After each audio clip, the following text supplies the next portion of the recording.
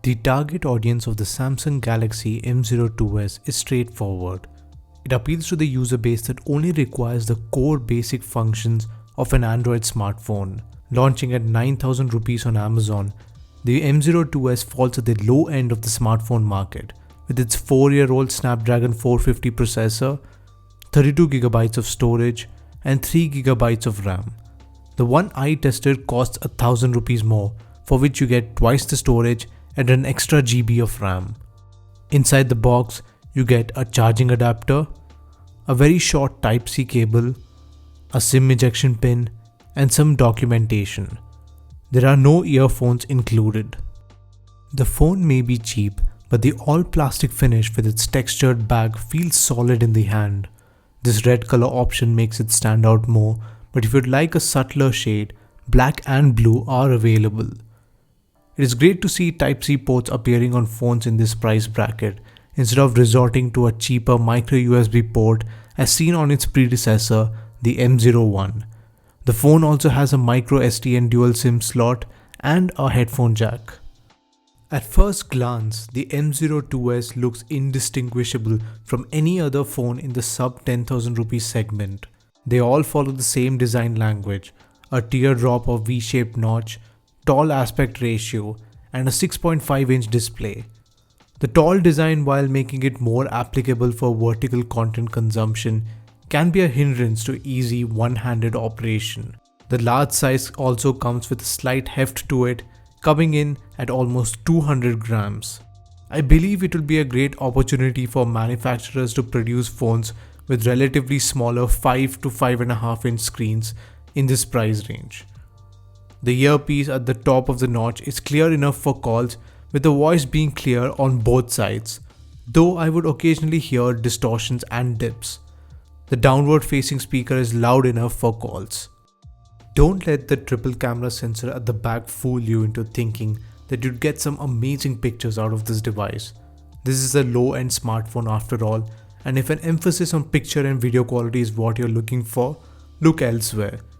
As long as there's enough light, pictures and videos look serviceable. Highlights are usually blown out and colors are muted, but at this price, the camera serves its purpose.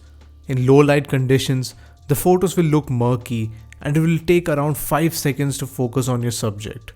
Video quality tops out at 1080p at 30 frames per second at the back and the front.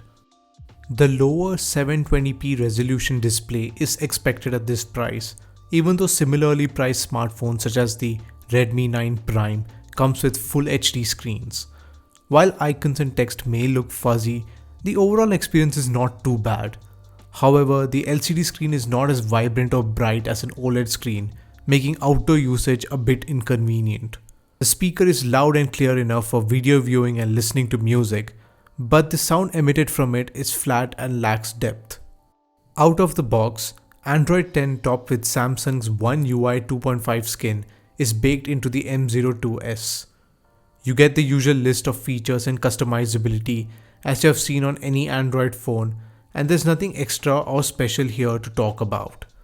While the fingerprint sensor is absent, face detection is available, although it's not the fastest, the most secure, or the most convenient, since we're all masked up during the pandemic. Unfortunately, there are many pre-installed apps or bloatware, depending on how you look at it, which occupy at least a gigabyte of the storage. Thankfully, most of these apps can be removed, and during the initial setup of the phone, you can choose not to install some of these apps, so do keep an eye out for that option. If we were to judge this phone's performance by benchmarks, it lands where we would expect it, near the bottom. The graphics performance, according to 3D Mark, lands with other phones with the Snapdragon 450 or 439 chips. The M21, despite costing only 30 to 50% more than the M02s, gets a 2.5 times performance advantage in the slingshot test.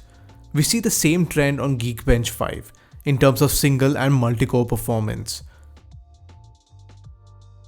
In terms of real-world usage, graphically intensive games such as Need for Speed No Limits and Injustice 2 are playable as long as you're ready to deal with frame rate dips and slower load times. Normal day-to-day operation was smooth with the occasional hiccups here and there.